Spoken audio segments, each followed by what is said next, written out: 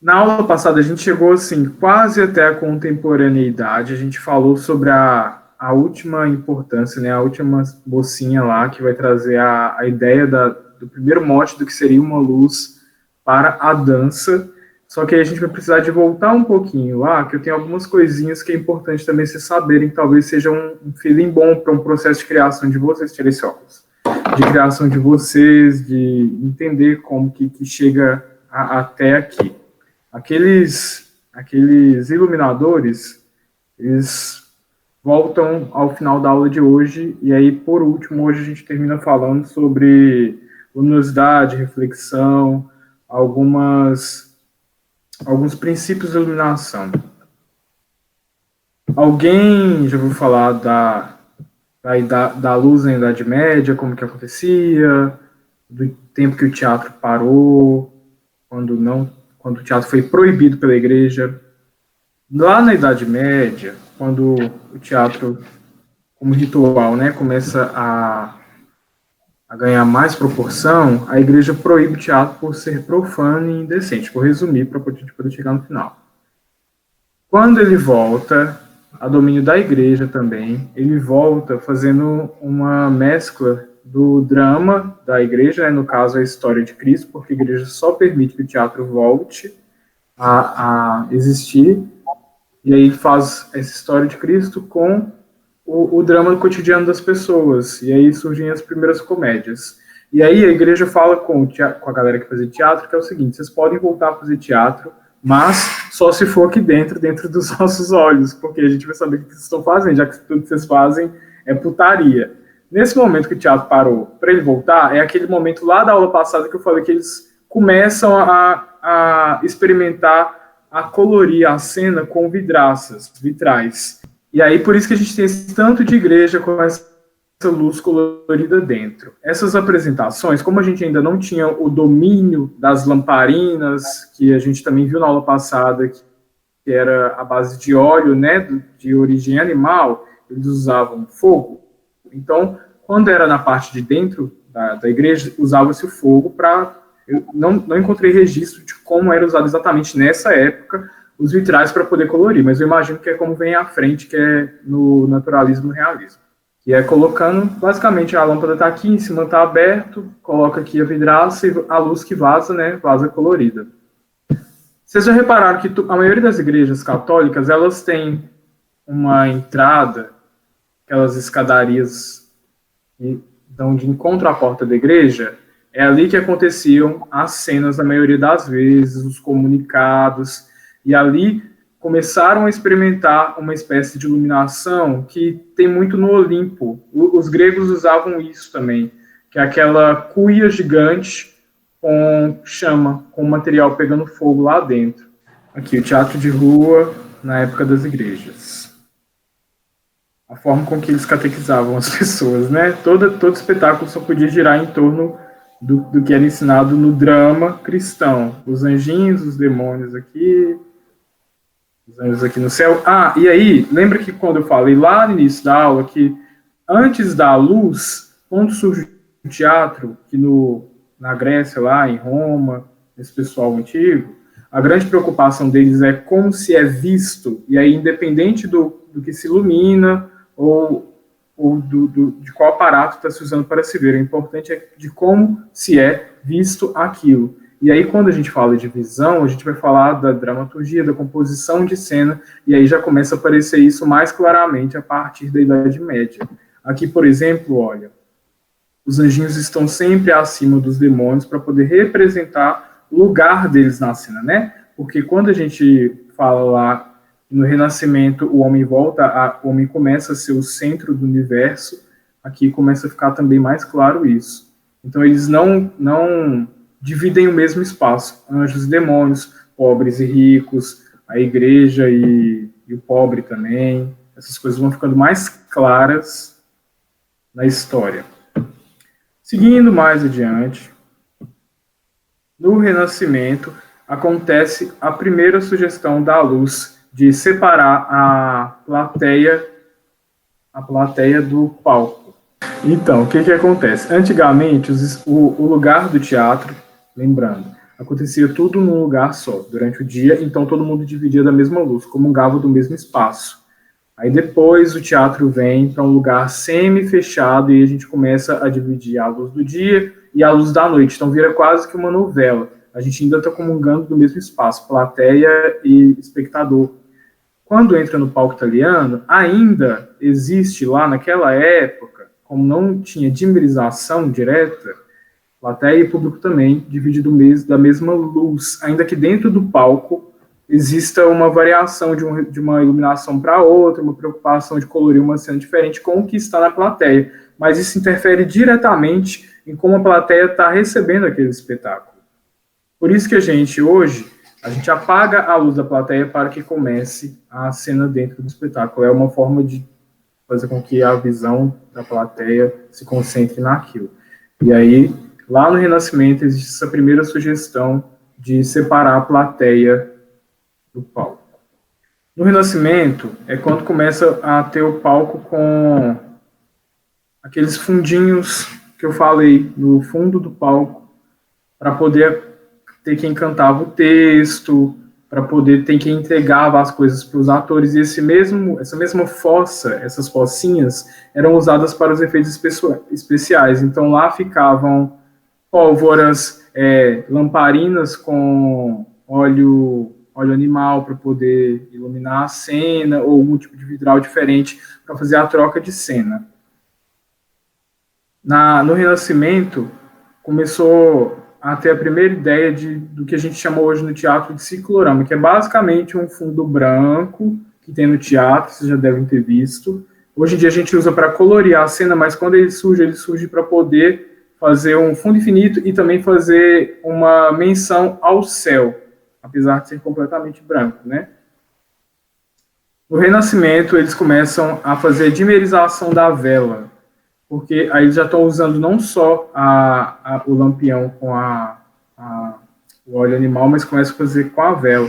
E a forma com que eles encontram para poder fazer isso, eles fazem pequenas roldanazinhas que a vela está aqui, e aí desce uma corrente e sobe outra. E aí, com o vento, a vela diminui a intensidade da chama, mas ela não chega a apagar. É a primeira ideia de dimerização, de controle da luz que surge. Nesse mesmo momento do Renascimento, que é quando vem o palco italiano, começa a surgir também as primeiras varas, que é com a ideia de que a gente possa usar o palco de uma forma tridimensional, porque eles começam a pensar a luz e o corpo humano de uma forma tridimensional. Eu acho que eu tinha falado disso um pouco na última aula, é para não perder forma, porque quando a gente está com a luz aqui, por exemplo, esse lado do nosso rosto está iluminado e o lado do rosto de cá está escuro. Aqui em cima é uma luz de pino, então tem uma aberração. Embaixo vira uma ribalta, bem monstruoso. De contra, a gente só vê a silhueta da pessoa. E o foco era com que quem falasse naquela época tivesse a atenção de todos. E aí começam a colocar essas varas no teto do teatro, e aí começa a se colocar essas lamparinas, esses lustres, os lampiões, as velas, por todo o palco e também no chão. Quando eles começam a colocar no chão, essa luz do chão com essas velas se chama ribalta. As varas do palco, a luz torna-se tridimensional. E esses aqui eram alguns modelos que existiam para aquela época. E as velas. Esse aqui ainda tem muito na roça. Se alguém tiver algum parente que é de interior, eu já vi. Ainda existe. A lâmpada de óleo. Gente, olha só, vamos pensar. Hoje, como que é o nosso teatro contemporâneo? A gente chega no teatro Linda, tem ar-condicionado, poltrona super confortável para a gente poder sentar. A gente não tem o brilho do refletor na nossa cara. Já dei uma dica aí também. A gente chega e está tudo limpinho. Quando eram com esses materiais que tem coisas perecíveis dentro, a vela pingava no povo, queimava o povo, porque às vezes precisava de fazer uma cena que da forma como você queria que a luz, né, a intensidade da luz chegasse no palco, sei lá, mais fraca, como o Letícia fala, você precisava chegar muito perto da plateia. Eles ainda não estavam pensando tanto na perspectiva do palco, na profundidade, na largura, e então as coisas meio que se misturavam mesmo. E aí queimava as pessoas e sujava, quando era com gordura animal, então sujava pra caralho. E aí eles começam a pensar em outros materiais de reação química que possam gerar iluminação mais potente e que dure mais tempo e que não sujem as pessoas. Quando a gente chega aí na próxima etapa, que é o romantismo, eles começam a trabalhar com a luz a gás, que já dura muito mais tempo na nossa história, que se vocês já viram aquele filme dos irmãos Baudelaire, e são 3 criancinhas, e aí tem uma parte que eles estão num teatro. Aquela cena é apenas muito maravilhosa, porque é um teatro, eles reproduzem a ideia do que era esse teatro com velas e com lampiões e tal. E aí ali tem tanto a vela, o lampião, quanto tem a luz a gás, que eles rodam umas roldanazinhas para poder fazer com que o gás passe e gere mais calor para poder chegar até o refletor. Só que aí era muito arriscado, porque se sai um pouquinho de gás de um cano, explode todo o teatro. Então, o risco de acontecer um acidente também é gigantesco. E ali eles começam a trabalhar mais com os vidros, as misturas das cores também nos vitrais. E as cenas começam a ganhar mais cor. Esse momento é o que se ganha mais cor na cena, que é quando a igreja já não tem tanto domínio do que está acontecendo no teatro e eles podem trabalhar com o surrealismo. Na sequência vem o realismo e o naturalismo, que é completamente o oposto. Sistema aqui, ó, arco-voltaico, chamava, que era como se controlava a iluminação a gás. Tinha esse aqui também de botãozinhos, mas o que mais aparecia era o de roldanazinha, que nem tem no nosso banheiro. Quem já foi também em casa do interior, tem um gás que você controla. Você abre o gás, e aí ele que esquenta o cano para poder passar a água, para poder tomar o banho. Mesma ideia. Lá por 1890, começa a surgir assim, a primeira lâmpada elétrica com Thomas Edison, e aí ela vai direto para o teatro. Assim, né? Eles começam a querer implementar aquilo na cena. E são lugares assim super frios.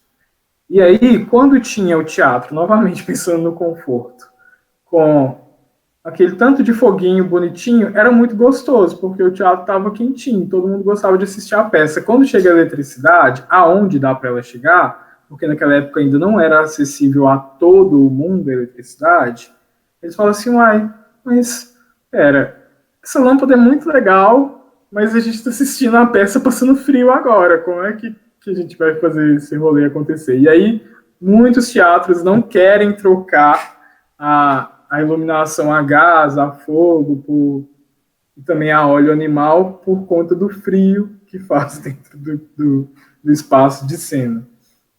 Naquela época, então, eles também descobrem a primeira resistência. Essa mesma ideia de resistência que a gente tem no chuveiro, que é onde começa a ter a primeira ideia de mesinha de luz elétrica, a partir dessa resistência elétrica.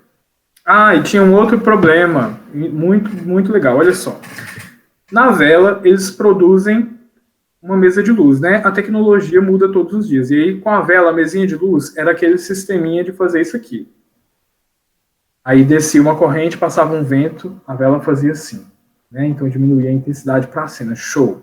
Então eles já tinham conseguido criar ali um sistema de controlar a luz que não fosse apagar e acender toda hora. Com o fogo, a mesma coisa, né? Tinha a roldanazinha ou o botãozinho para poder apertar. Com a lamparina de óleo, eles podiam trocar, colocar uma gelatina na frente ou então um difusor para que passasse menos luz e espalhasse mais também. Mas quando chega a energia elétrica e não tem ainda a mesa de luz, é um fator primordial para que eles não aceitem a lâmpada em primeira instância. É igual quando chegou o LED aqui para a gente, o pessoal ficava assim, não, mas o LED é muito diferente da luz quente, né, o contorno do corpo e tal. Então eles não trocam também, principalmente por isso. E também nessa época começam a surgir as lentes. As lentes eram gigantescas desse tamanho. Na sequência histórica, a gente vai ter o realismo e o naturalismo. O que eles querem fazer, depois disso tudo, é reproduzir a vida dentro do palco. E aí, para a luz, isso dá meio que uma parada na ideia de dramaturgia cênica, de composição, de criação de iluminação, porque eles querem retomar a iluminação como era antes. Então, a gente pode fazer o espetáculo de dia e utilizar a luz do dia. A gente pode fazer à noite para poder utilizar à noite. Quando vai para o palco, que eles querem fazer isso, eles querem a mesma luz para a plateia e a mesma luz para o espectador. Então fica uma luz mais chapada.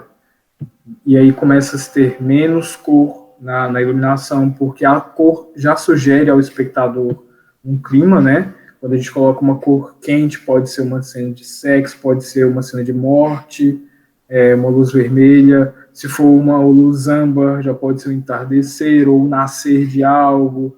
Então eles começam a falar assim, não, essas cores elas sugerem para a gente sentimentos. Vamos tirar, porque na vida a gente não tem isso, né? Não estou passando na rua e aí vem uma luz âmbar, quando eu estou feliz, quando eu estou triste, fica tudo cinza e azul. Eles querem só reproduzir a vida nesse momento. Eles voltam, na verdade, aqui a fazer separação do palco.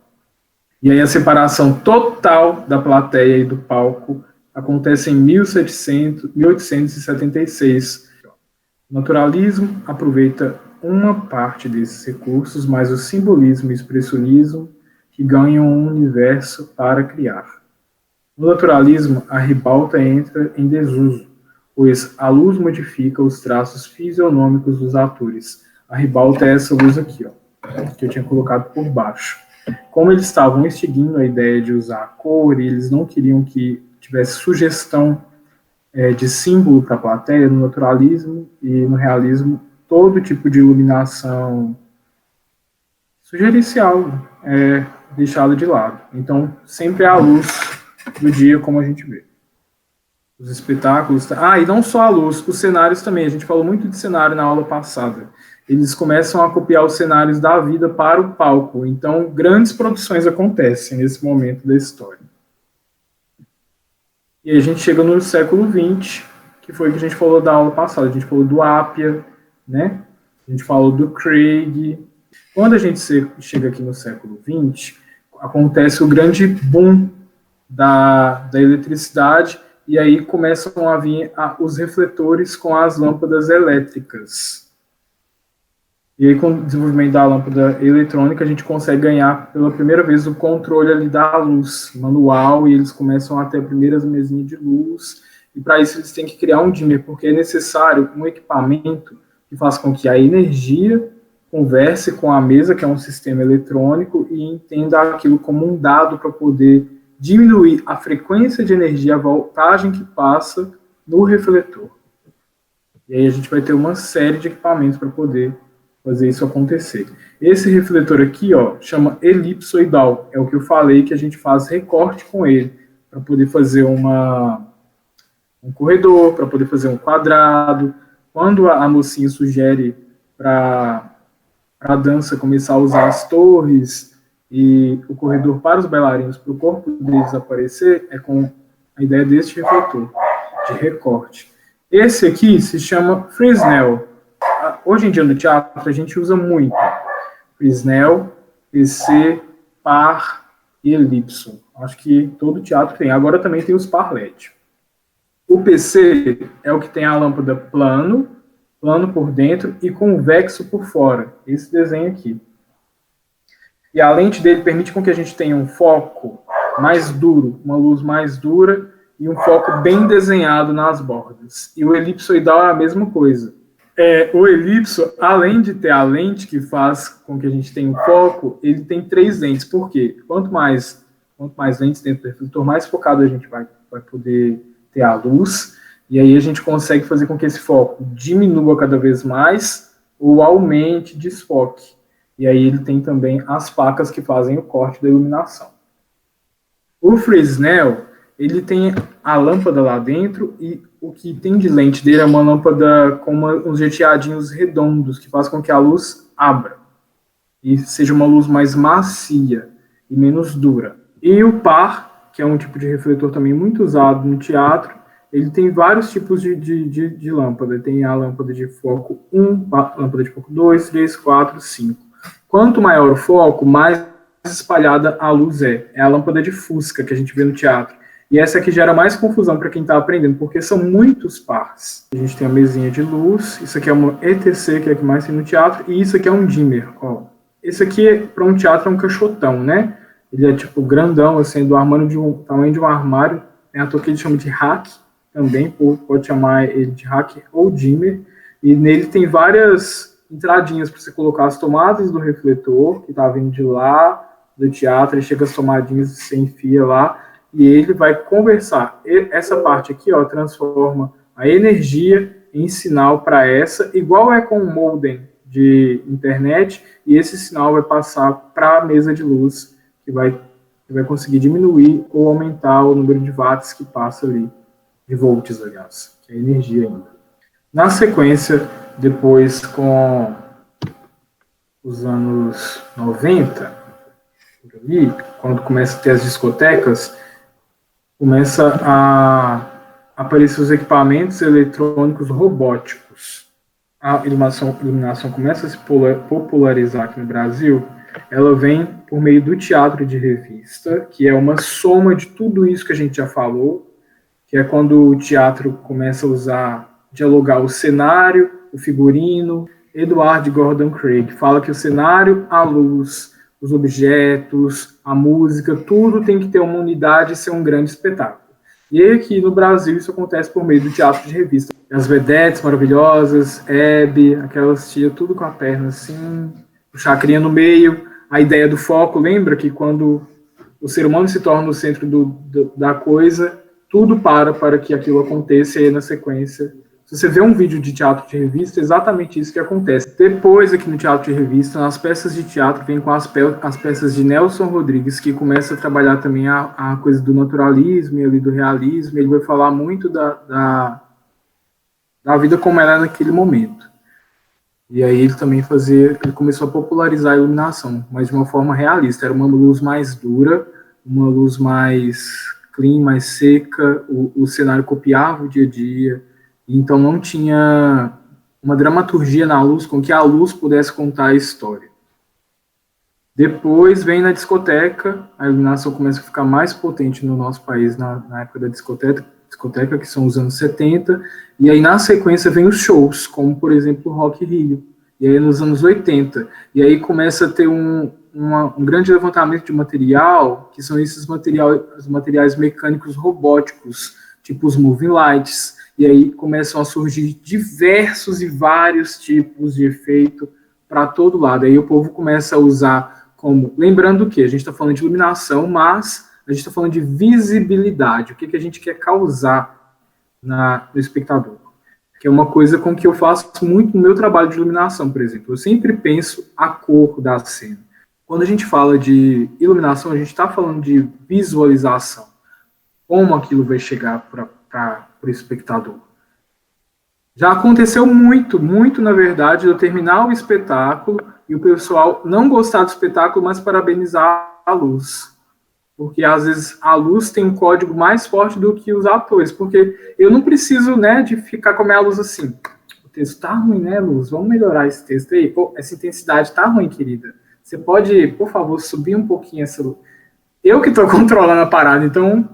Se eu ensaio previamente comigo mesmo e faço um mapa do que eu quero fazer, a chance de dar certo é 90%. A não ser que a energia acabe ou o equipamento estrague. Quando o sol vem, aqui tem o sol surgindo na minha casa.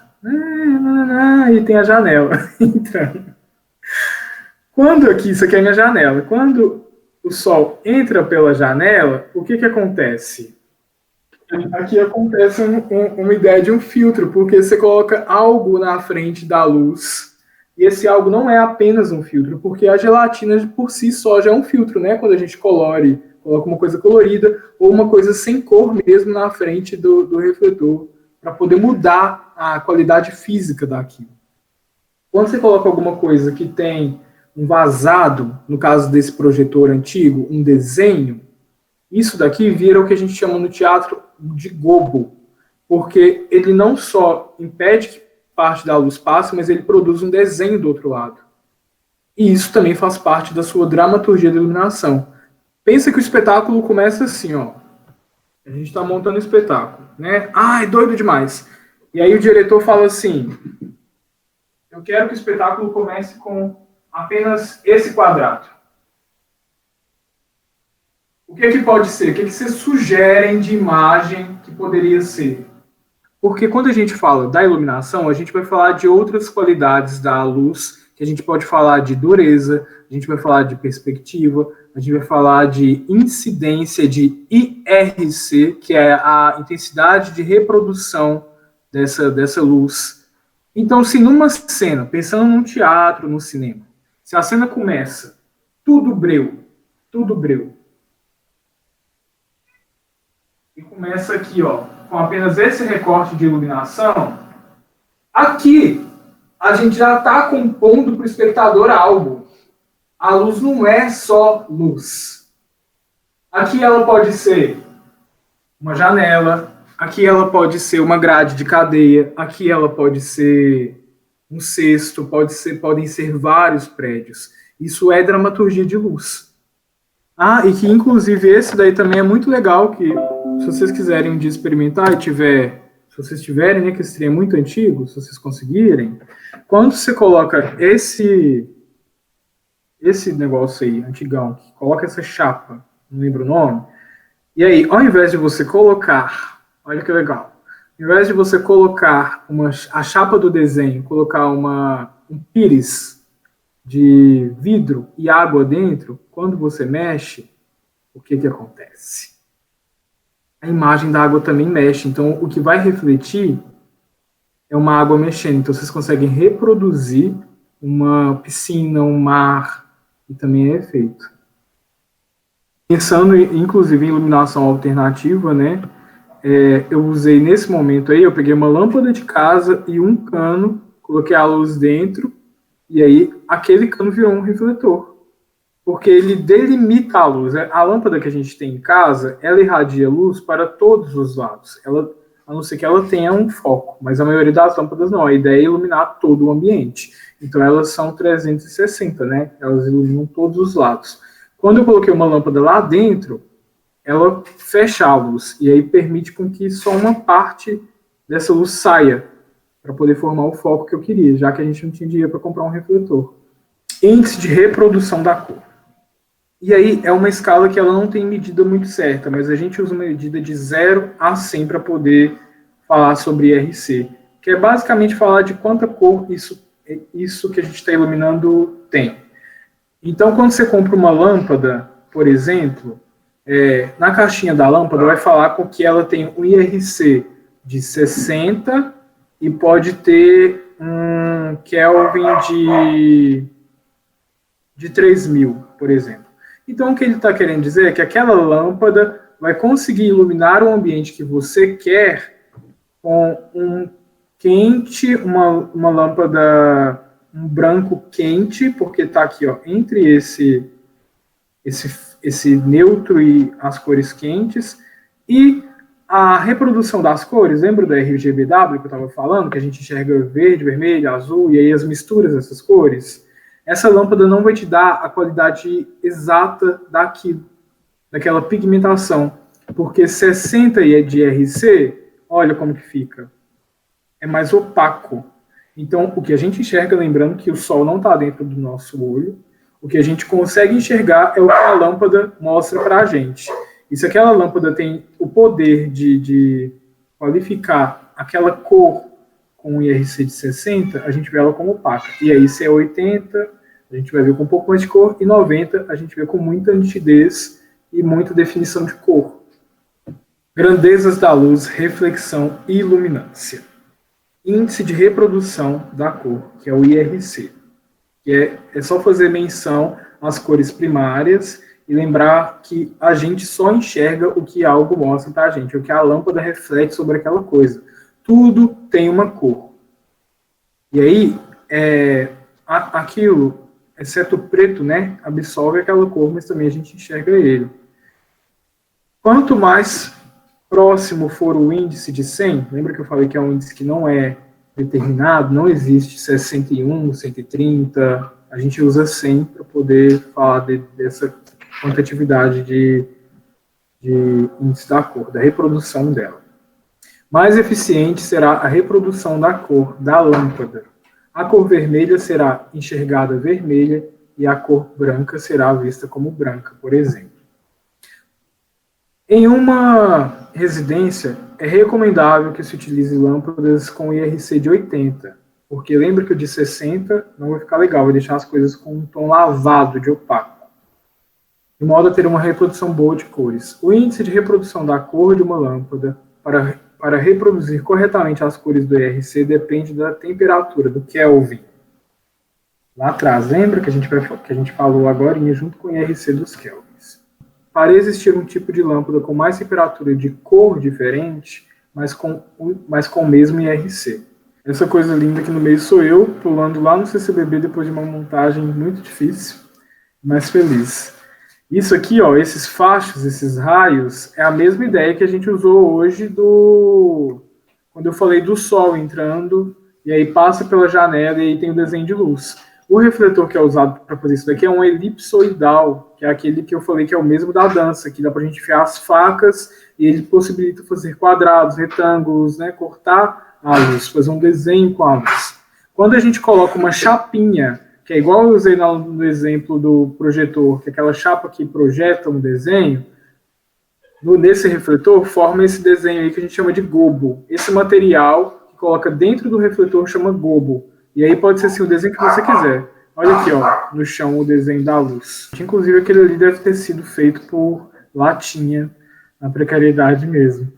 Dá para fazer com latinha. O único rolê da latinha é que, como eu havia falado antes, esses refletores de teatro eles são de 2000 watts. Então esquenta demais da conta. E aí a latinha, ela torra lá dentro, né? Porque é uma luz muito, muito, muito forte. Um calor muito forte. Gente, por hoje é só, foi muito além, assim. Mas é porque na próxima eu já quero falar de refletores e objetos luminosos para vocês testarem. Na próxima eu começo mostrando só mais um tipo de gênero de teatro e vou direto para os refletores, tá? E aí eu explico como cada um funciona e essas coisinhas todas. Tudo bem?